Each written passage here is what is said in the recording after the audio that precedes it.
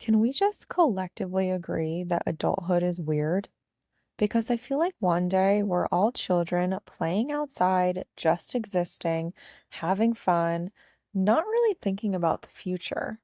And then suddenly someone hands us this invisible checklist and basically says, good luck. Here's everything you're supposed to accomplish before you're 30. Get good grades, go to school, go to college, get a job, get married, buy a house, have kids, build a career. Oh, and don't forget that along the way, while you're doing all of that, you're supposed to be financially stable, mentally healthy, physically fit, have a social life, maintain relationships, and somehow not lose your mind. Who made this list? Because I would like to know the person responsible for this. And more importantly, who decided this was the only way to do life? Because lately I've been questioning a lot of things that I thought I wanted, and not because I don't want them anymore, but because I'm starting to wonder how many of the things I want are actually mine, and how many of them were just stereotypical concepts, ideas, checklists that were handed to me along the way. And I don't know if this is specifically a millennial thing or if every generation feels this way, but I feel like a lot of us grew up with this very specific idea of what success was supposed to look like. Just a friendly reminder, I'm not a therapist, psychologist, or expert in human behavior. This is a judgment-free assumption checking zone. Take what resonates and leave the rest. There was a path, there was a timeline, there were milestones, and if you hit those milestones, you were doing life right. But if you didn't, if your life looked different, if you changed your mind, if you took longer, if you wanted something completely different, suddenly it felt like maybe you were behind. And I think that's what's interesting is that nobody really sat us down and explained that life isn't a checklist. Nobody said, hey, by the way, everybody's timeline is going to look completely different. Hey, by the way, you might change your mind 10 different times. Hey, something you're chasing at 25 might not even matter to you at 35. We kind of just absorbed this idea that there was one right way to think, one right way to do things. And I think one of the biggest, I'm going to call it problems we taught was comparison.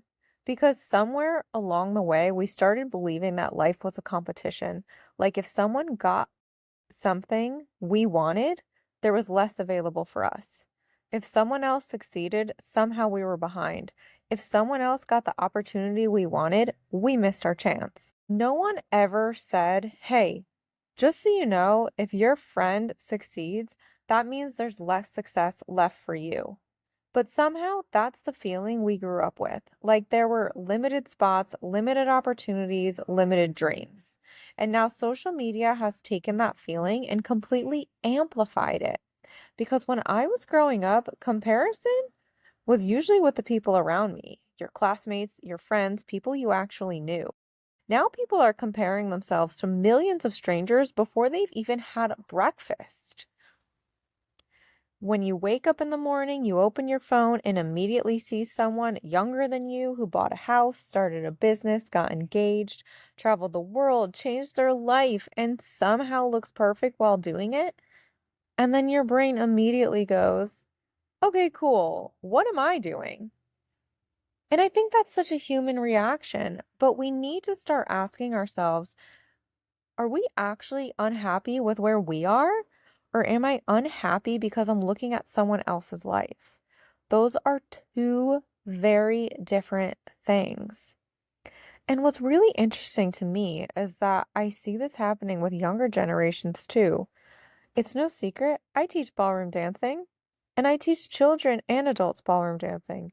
I see kids doing the same exact thing that adults do. They'll learn something new, they'll accomplish something they couldn't do before, and instead of celebrating that moment, the first thing they do is look around. They wonder if someone else in the class did it better than them, if they're ahead of them, why don't they look like them yet? And honestly, it makes me want to stop them and say, you're not supposed to. You're not supposed to look like them. You're not supposed to have their journey. You're not supposed to be at their level when you're still building your level. And then honestly, I realize that the adults do the exact same thing. Maybe we're just better at hiding it sometimes. We scroll, we compare, we convince ourselves that everyone else has some secret formula that we somehow missed. And I think the hardest part is realizing that comparison doesn't always look like jealousy, and it might not be jealousy. Sometimes comparison looks like questioning yourself. It might sound like, should I be doing more? Should I be further along? Did I waste time? Am I making the right choices? And those questions are not always bad questions. Sometimes they're actually really important. But I think we need to be careful about where they're coming from, because there's a difference between asking, what do I actually want? And asking, what do I think I'm supposed to want? And I think that's something I've been thinking about a lot lately. How many things do we chase because they genuinely make us happy? And how many things do we chase because we've been taught that they're proof we're successful? Do we want certain things because they're our dreams or because they're the things that get celebrated? Do we want them because they bring us joy or because they make us feel like we're finally enough? And I think maybe one of the biggest things we need to give ourselves permission for is realizing that there isn't one definition of success. Maybe success is buying the house. Maybe success is traveling the world. Maybe it's building a family, building a business. Maybe success is starting over. Maybe it's realizing that the dream you had 5 years ago isn't the dream you have anymore. And that's okay. Changing your mind does not mean that you failed. Isn't changing your mind just proof that you learned something, that you grew, that you became a different version of yourself? Somewhere along the way, it seems like we forgot that life is not musical chairs. Someone else sitting down does not mean you lost. Someone else getting their dream does not mean there's less available for you. Someone else being successful does not make you unsuccessful. There is room for all of us. And maybe the question we need to stop asking is, am I behind? And maybe it's, am I even running my own race? Because if you're following someone else's timeline, of course you're going to feel behind. And if you're following someone else's definition of success, of course you're going to feel lost. So maybe this week, instead of asking yourself if you're where you're supposed to be, ask yourself, if no one else existed, no social media, no expectations, no comparison, no timeline, what kind of life would you build for yourself? Because I have a feeling the answer might surprise you, and maybe that's the whole point. Maybe we're not behind, maybe we're just finally figuring out what actually belongs to us. Thanks for tuning in to this episode of She's Probably Talking to Other Guys. Follow along on social media at SPTTOG Podcast because I have some very exciting guests coming up. We'll chat next week.